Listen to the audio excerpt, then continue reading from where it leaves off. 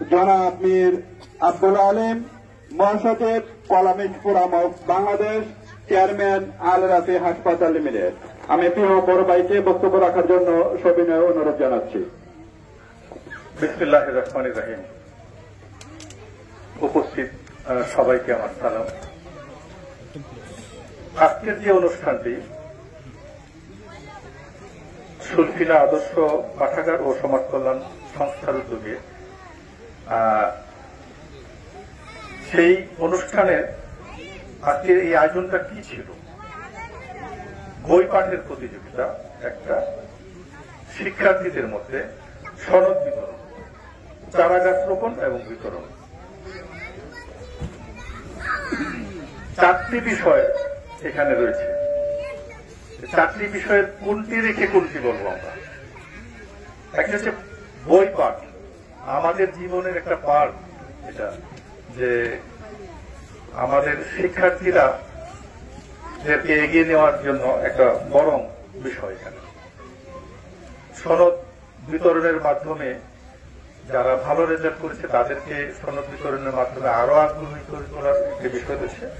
আর চারা গাছ, এই বিষয়ে পরে আসছে আমি বিতরণ। আসলে এই কাজগুলো তারাই পারে যাদের ভিতরে মানবিকতা রয়েছে, মানুষের জন্য কিছু করার ইচ্ছা রয়েছে। এই পাঠাগারের সভাপতি আমার স্নেহের ভাই গুলজার ভাই, তিনি বরাবরই ভালো উদ্যোগ নেন, যেটা আমার অত্যন্ত শ্রদ্ধাভাজন এই রূপগঞ্জ উপজেলা বিএনপির সাধারণ সম্পাদক বাচ্চু ভাই, অত্যন্ত বিনয়ী মানুষ। আমার সম্বন্ধে অনেক কিছু বলছিলেন, আসলে এরকম কিছু না, ওনার বিনয় থেকে এসেছে সবকিছু। আর আরেকজন ইসরাফিল ভাই, তিনিও তার বিষয়টি বলছিলেন যে সমস্ত বিষয়গুলোকে সুন্দর করে বিভিন্ন ভালো কাজগুলো এই জায়গাটাতে হচ্ছে। তো আমি যেটা বলবো যে আমি আসলে অ্যাড্রেস করিনি, আমি আন্তরিকভাবে দুঃখিত। সবাইকে আমি চিনি, একজন মুক্তিযোদ্ধাও আছেন, শিক্ষক আছেন, বিভিন্ন গরিব মানুষজন আছেন। আমরা এক সময়, আমি তারাবো এলাকার সন্তান, তো আমাদের ওটা ইন্ডাস্ট্রিয়াল বেল্ট, আমরা বলতাম যে ওখানে শিল্পের কারখানা, শিল্পের জায়গা, আর এটা হচ্ছে জ্ঞানের জায়গা। আমরা কিন্তু বলতাম যে এপারের মানুষগুলো আজকে কিন্তু এই অনুষ্ঠানে এসে কি পাচ্ছে, এখানে যারা বসে আছেন এবং সামনে যারা আছেন অনেক গরিব মানুষ। একটা জায়গাতে এত গরিব মানুষ থাকে না। আমি যদি ধরে ধরে বলি তাহলে অনেকটা সময় লাগবে। এখানে আসলে সত্যি আপনাদেরকে নিয়ে গর্ব করা যায়, এখানে অনেক গরিব মানুষের এই অত্র অঞ্চলে বসবাস। তো আমি গাছের চারার বিষয়টি নিয়ে কথা বলতে চাই, কারণ আমি যেখানেই যাই, দেশের বাহিরে কোনো অনুষ্ঠানে গেলেও আমার একটা বিষয় থাকে যে আমি গাছের চারার কথা বলি। এটা কাউন্সিলিং, গাছের সংখ্যাটা কিন্তু বড় না। আমরা কিন্তু বলছিলাম যে 300, 350 গাছ বা 3000 গাছ, এটা কিন্তু বিষয় না। এটা একটা আপনার সংখ্যায় আমরা না গুনে যে আমরা উদ্বুদ্ধ করার জন্য, সেটা দুটা গাছ হতে পারে, মানুষকে উদ্বুদ্ধ করার জন্য এই গাছগুলো বিতরণ এবং রোপণ করার বিষয়টি আসে। আমরা কেন গাছ রোপণ করবো সেই বিষয়টা সামনে আসে, যে কেন গাছ রোপণ করবো। ইসলাম ভাই বলছিলেন যে প্রজন্মের প্রজন্ম, তাদের আমাদের নেক্সট প্রজন্মকে কিছু দিয়ে যাওয়া। তো আমরা আসলে দিতে পারছি না, অনেকগুলো কারণ রয়েছে। যে আমরা আসলে দিন দিন আমাদের জমি কমে যাচ্ছে জনসংখ্যা বৃদ্ধির কারণে। আরেকটা হচ্ছে যে সচেতনতা নাই আমাদের।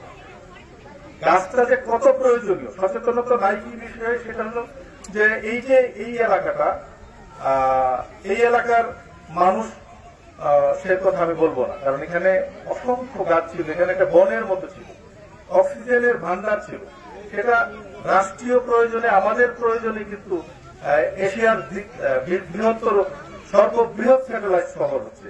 শহরের কারণে হয়তো একটা অংশ সেই গাছ থেকে আমরা বঞ্চিত হব। অনেক গাছ ছিল, সেই গাছগুলো নাই এখন। কিন্তু যেসব জায়গাগুলোতে গাছ লাগানো যায় সেই সব জায়গাগুলোতে আমরা উদ্বুদ্ধ হচ্ছি না, আমরা উদ্বুদ্ধ করছি না গাছ লাগানোর জন্য। দলীয় ভাবে, তারপরে এভাবে সাংগঠনিক ভাবে সামাজিক সংগঠনের উদ্যোগে বিভিন্ন জায়গায় গাছ লাগানো হয়, সেটা পর্যাপ্ত বলবো না। আর আমাদের দেশে উদাসীনতা রয়েছে, রাষ্ট্রীয় উদাসীনতাও রয়েছে। আমি মিয়ানমারের কথা বলবো, দেশের বাইরে যে দেশটাকে আমরা খুব পছন্দ করি না, সেখানেও কিন্তু যেমন সর্বশেষ আমি আমার হাসপাতালের টিম নিয়ে গিয়েছিলাম বারমাতে, ভুটান। সেই ভুটানের আমি যেখানেই যাই সেখানে জানার চেষ্টা করি আসলে বিষয়গুলো, তারা কিভাবে কি আছে। তো এখন এই যে গাছ লাগানোর যে বিষয়টা, যে গাছটা লাগানো যাবে, সেসব দেশগুলোতে গাছ লাগানোর সুযোগ আছে, কিন্তু গাছ কাটার সুযোগ নেই। দেখেন আমরা তার উল্টাটা, আমরা কখন গাছ লাগানোর ব্যাপারে উদ্বুদ্ধ হয়ে যায়, লাগাই না, আবার করে কি যেখানে যখন মনে চাচ্ছে তখন সেভাবে গাছ কেটে ফেলছি। বারমাটিক আমাদের যে সেগুন বলি আমরা, বারমাটিক গাছ বা রেঙ্গুনে অনেক মোটা মোটা গাছ রয়েছে, সেটা 50 বছরের আগে কেউ রোপণ করতে পারে, কিন্তু সরকারের রাষ্ট্রীয় অনুমতি ছাড়া সেটা কারো কাটার ক্ষমতা নেই। 50 বছরের নিচে কোন সেই ঠিক গাছ, মানে আমরা সেটা সেগুন বলি, বারমাটিক সেগুন, সেটা কাটার ক্ষমতা নেই। তো আমাদের রাষ্ট্রীয় পলিসির অভাব রয়েছে। তো গাছ আমাদেরকে অনেক কিছু দেয়। গাছ আমাদেরকে অক্সিজেন দেয় না শুধু, আমাদেরকে অর্থনৈতিকভাবে সমৃদ্ধ করে গাছ। তো সেই ক্ষেত্রে আমাদের গাছের প্রতি মনোযোগী হতে হবে নিজের জীবনের জন্য, জীবনের তাগিদে জীবনটা ভালো রাখার জন্য, পরবর্তী প্রজন্মকে ভালো রাখার জন্য এবং আর্থিক সঙ্গতি বাড়ানোর জন্য। এই জন্য কিন্তু আমাদের গাছ লাগানো উচিত। তো আমি আমার ফেসবুক না, আমার মোবাইল রিংটোন রয়েছে। আপনারা যখন আমাকে কল দেন তখন আমার একটা কণ্ঠ আসে, সেটা হচ্ছে যে যদি অন্তত একটি করে গাছ বছরে লাগাই তাহলে 18 কোটি গাছ হবে। একটি ভালো কাজ যদি করি তাহলে দৈনিক একটি ভালো কাজ করলে 18 কোটি ভালো কাজ হবে আমাদের। তো যদি 2টা করি তাহলে 36 কোটি। তার ভালো কাজে আর ভালো সবুজে সোনার বাংলাদেশ হওয়ার খুব সময় বেশি লাগে না। আমরা আসলে সবাই উদ্বুদ্ধ হয়ে গাছ লাগানোর জন্য, এটা আমাদের খেয়াল রাখতে হবে।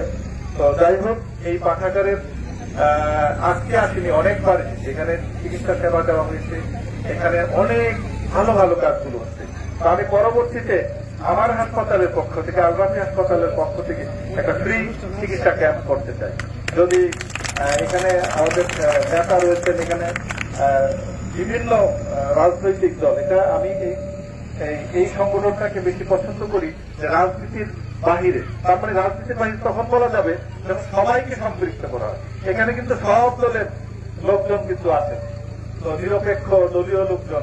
তো ওনাদের সবার ইচ্ছা থাকলে আমি একটা ভালো একটা মানে চিকিৎসা সেবার জন্য আসলে আমরা এই যে এটা অজপাড়াগায় বলছি, এটা বলার আর সুযোগ নাই। তারপরেও এখানকার মানুষের চিকিৎসা নিতে গিয়ে কিন্তু কষ্ট পেতে হয়। তো আমরা এটা একটা স্যাম্পলিং করবো এবং সেটা আপনাদের সহযোগিতা চাই।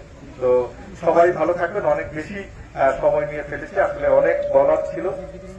এই প্রতিষ্ঠানের, এই সংগঠনের সভাপতি সহ অন্যদেরকে আমি সাধুবাদ জানাই, যারা উপস্থিত রয়েছেন। অত্যন্ত গুণী মানুষ, ওনাদের সম্বন্ধে আমি বলতে পারিনি, আসলে ধরে ধরে বললাম তো অনেক সময় নিয়ে বলতে পারতাম। তো সবাই কে আমার সাধুবাদ এবং সালাম রইল। উপস্থিত যারা রয়েছেন সবাইকে সালাম, শুভকামনা সবার জন্য। আসসালামু আলাইকুম।